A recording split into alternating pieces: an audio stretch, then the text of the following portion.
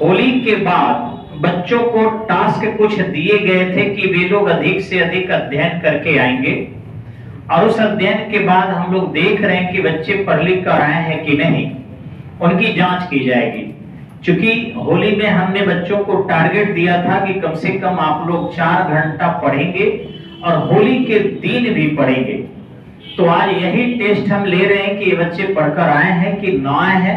एक एक करके सवाल पूछेंगे और बिना ऑप्शन इनसे कोशिश करेंगे कि ये लोग उत्तर दें। क्योंकि अगर ऑप्शन दिए तो निश्चित ही रूप से ये लोग मार देंगे। प्रतियोगिता परीक्षा में ऑप्शन तो मिलता है, लेकिन यहाँ मैं ऑप्शन बहुत कम देता हूँ, इसलिए कि कम से कम परीक्षा के दिन तक अगर कुछ भुला भी बच्चे गए तो ऑप्शन मिलते ही वो सही कर देंगे। तो चलिए इनकी शुरुआत है। मेरे पास प्रश्न की एक श्रृंखला है, देखते हैं किसी किसी से पूछकर। सबसे पहले यहाँ एक बच्ची बैठी हुई है, इनसे मेरा सवाल है, और आप अपना परिचय दीजिए। क्या नाम हुआ आपका? मेरा नाम नेहा कुमारी। अच्छा, नेहा कुमारी। एक सवाल बताइए कि शेख फरीद का सर्वाधिक ख्याति लब्ध शिष्य, शेख फरीद का सर्वाधिक ख्याति लब्ध शिष्य जिसने दिल्ली के 7 सुल्तानों के शासन को देखा था? निजामुद्दीन औलिया। निजामुद्दीन औलिया, बिल्कुल सही जवाब है। बहुत बढ़िया, शेख निजामुद्दीन औलिया। चलिए इनके बगल में बैठी हुई है, क्या नाम है आपका? तो चलिए सवाल थोड़ा सा हम अलग से देखते हैं। लंदन में इंडिया हाउस की स्थापना किसने किया था? लंदन में इंडिया हाउस की स्थापना किसने किया था? श्याम जी कृष्ण वर्मा। बहुत बढ़िया। और बच्चे जो है बिल्कुल पढ़कर आए हैं। थोड़ा सा आपको और भारी क्वेश्चन देने की कोशिश करेंगे हम। हरिजन सेवक संघ का पूर्व नाम क्या था? हरिजन जी untouchability league, all India anti untouchability league. वाह, ऑप्शन मिलेगा तो बिल्कुल सही मार देगी, तालियां। चलिए तो थोड़ा सा अलग से हो सकता है ये लोग पूरी तरह रट के आए हो, देखते हैं। निम्नलिखित में से किसने महात्मा गांधी को आदेशित किया था कि वह भारत में प्रथम वर्ष खुले कान पर मुंह बंद कर व्यतीत करें? किसने कहा था? बिल्कुल सही, महात्मा गांधी के राजनीतिक गुरु थे गोपाल कृष्ण गोखले। उन्होंने कहा था कि कान खुला रखना लेकिन मुंह बंद रखना, यानी खुले कान और मुंह बंद से अगर राजनीति करोगे तो बेहतरीन राजनीति करोगे। ये गांधी जी को सीख दिया था गोपाल कृष्ण गोखले ने। बहुत अच्छे जवाब आपके हैं। चलिए हाँ, आपसे थोड़ा सा और टफ सवाल। किसानों हेतु किसान क्रेडिट कार्ड यानी केसीसी योजना किस वर्ष लागू किया गया था? 1998, 1999 में, 1998 में। बहुत बढ़िया, बिना ऑप्शन भी रट के आए हैं बच्चे, अच्छा लग रहा है। चलिए आपसे सवाल है, नबार्ड की स्थापना कब किया गया था?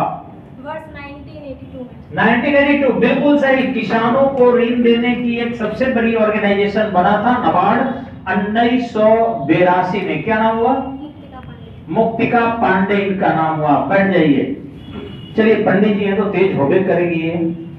आगे सवाल है, मुख्य बैंक यानी 14 बैंक जो थे श्रीमती इंदिरा गांधी ने इनका राष्ट्रीयकरण किया था कब?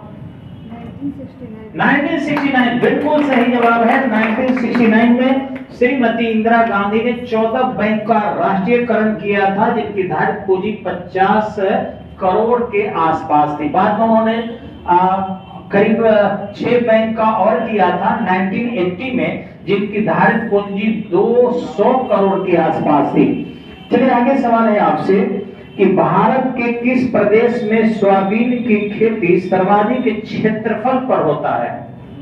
मध्य प्रदेश, सोया प्रदेश, मध्य प्रदेश। बहुत बढ़िया जवाब। आगे सवाल है आपसे कि भारत के निम्नलिखित राज्यों में से किस एक में लिंगानुपात 2011 के जनगणना के अनुसार राष्ट्रीय औसत से अधिक है? बिल्कुल सही, झारखंड भी है, केरल भी है, तमिलनाडु भी है, इन सब में है। इन्होंने उत्तर भारत में उत्तर दिया था और सही जवाब है झारखंड। बहुत बढ़िया।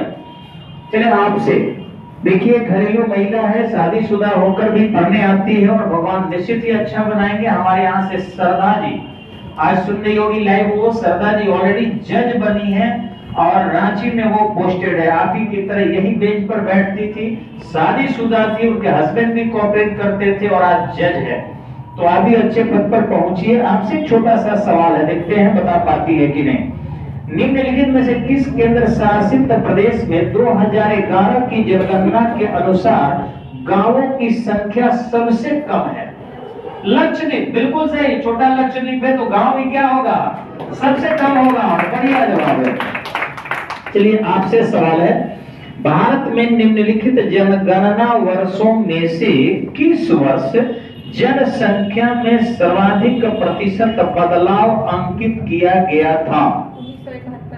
जी 1971 से 81 के बीच में इन्होंने सही कहा था और उसे परिवर्तनकारी वर्ष माना जाता है। 1971 में घोषणा हुआ, इसे 81 में परिवर्तनकारी है। यानी सबसे ज्यादा आबादी जो है आपको 81 में बढ़ा था, परिवर्तनकारी है। ये बढ़ जाइए। हाँ चलिए आपसे पूछना है। अच्छा चलिए आपसे सवाल है, निम्नलिखित में से किसने सर्वप्रथम गहन परिस्थितिकी यानी डीप इकोलॉजी शब्द का प्रयोग किया था? अर्निज नेस ने, बिल्कुल सही जवाब है। अर्निज नेस ने आपको डीप इकोलॉजी शब्द का प्रयोग किया था। आगे सवाल है कि जैव ईंधन के संबंध में निम्नलिखित में से कौन सा कथन सही है? कथन देख के रट गई है। जैव ईंधन अच्छा, मक्का से या किसी भी चीज से बन सकता है जो प्राकृतिक उत्पाद हो। बिल्कुल सही कि प्रकृति के जो भी चीजें हैं, खाद्य पदार्थ हो या सड़ने वाला चीज हो, उससे अगर ईंधन में परिवर्तन कर दिया जाए जैव ईंधन कहा जाएगा। चलिए देखिए आपसे सवाल है, विश्व पर्यावरण दिवस कब मनाया जाता है? 5 जून। घट गई है, बहुत बढ़िया, वाह। आपसे सवाल है, निम्नलिखित में से किसमें सर्वाधिक जैव विविधता पाई जाती है? किन क्षेत्रों में? अच्छा उष्णकटिबंधीय, जहाँ वर्षा ज्यादा होता है या फिर ज्यादा धूप मिलता है, वहां पर निश्चित ही इस प्रकार की स्थितियां दिखाई पड़ती है। चलिए देखते हैं इनसे हम, क्या नाम हुआ आपका? हरिमोहन जी। पढ़कर आए हैं, जवाब दे सकते हैं? कोशिश कीजिएगा। भारत की निम्नलिखित मिट्टियों में से कपास की खेती सर्वाधिक किस मिट्टी में होती है? काली कपासी मिट्टी कहते हैं। बहुत आसान सवाल इनको मिला था, ऐसे सही जवाब इन्होंने व्याख्यात्मक दिया है कि काली कपासी मिट्टी या रेगुर मिट्टी। बढ़ जाइए। चलिए आपसे सवाल है, भारत के निम्नलिखित माने बहुत सारे जलप्रपात है, धुआंधार जलप्रपात नर्मदा नदी पर है, तो दूध सागर जलप्रपात जो है वो किस राज्य में है? गोवा में। सवाल मैंने उल्टा भी पूछा था, सवाल था कि गोवा में कौन सा जलप्रपात है, लेकिन मैंने इसे पलट दिया था, मैंने कहा दूध सागर जलप्रपात का, और सही जवाब है गोवा में। बहुत बढ़िया, बैठ जाइए। देखिए वही तरीका है, कोई भी सेट मिले, मॉडल सेट, आपको छात्रों को चाहिए कि क्वेश्चन को समझ कर पढ़े। अगर वो केवल आंसर रट जाएगा और सवाल अगर बदल देता है तो कैसे कवर करेंगे बच्चे? मैंने यहाँ बदल कर देखा है सवाल को कि मैंने पूछा कि धुआंधार जलप्रपात नर्मदा पर है ताकि कंफ्यूज कर जाए, और फिर मैंने कहा कि दूध सागर किस राज्य में पड़ेगा, जबकि मेरे सेट में सवाल था कि गोवा में कौन सा जलप्रपात है। तो दूध सागर अगर केवल रटे रहते तो शायद गोवा जवाब नहीं देते, लेकिन ये समझ कर पढ़े हैं और इसलिए उलट के पूछने पर भी इनका जवाब काफी सही रहा है। बहुत बढ़िया। चलिए आपकी बारी है, आप बताएंगे। लाइन शायद कट गया नहीं। भारत के निम्नलिखित जलप्रपात, तो ये तो हो गया। भारत में निम्न झीलों में से कौन सा असम में अवस्थित है? ऑप्शन देना पड़ेगा, बताइए। चपनाला झील। अच्छा चपनाला झील, बहुत बढ़िया, चपनाला झील। लाइट कट जाए, नीतीश जी फेल हो सकते हैं, स्टडी पॉइंट फेल नहीं होगा, हम लोग अपने काम करते रहेंगे। ठीक है, आगे सवाल है आपसे थोड़ा सा और आगे बढ़ के। एक वस्तु यदि दो समानांतर समतल दर्पण के बीच रखी जाए तो प्रतिबिंबों की संख्या कितनी बनेगी? अनंत बिल्कुल सही है। प्रतिबिंबों की संख्या अनंत बनती है, लेकिन प्रतिबिंब कभी भी कितना बनता है? सम संख्या की विषम संख्या ना, विषम संख्या। कभी भी दर्पण, दो दर्पणों के बीच में अगर प्रतिबिंब बनेगा तो कैसे बनता है? विषम बनेगा। लेकिन उन्होंने क्या, अनंत है तो अनंत को सम विषम में जानना संभव नहीं है। चलिए, ये तो एकदम नए बच्चे हैं, लेकिन हम देखते हैं कि शायद कुछ ये सहयोग कर पाए।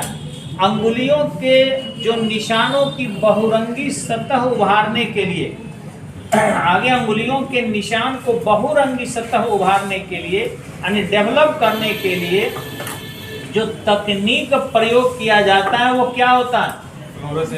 Fluorescent powder. बिल्कुल सही जवाब। क्या नाम हुआ आपका? राहुल कुमार सिंह। आज आए हैं और फिर भी मेहनत किए हैं, धन्यवाद। चलिए आगे देखते हैं हम इधर से। ये भी शायद नए बच्चे हैं, शायद बता सके, कुछ पढ़े होंगे जरूर। सूर्यास्त तथा सूर्योदय के समय सूर्य के लाल रंग होने का कारण क्या है?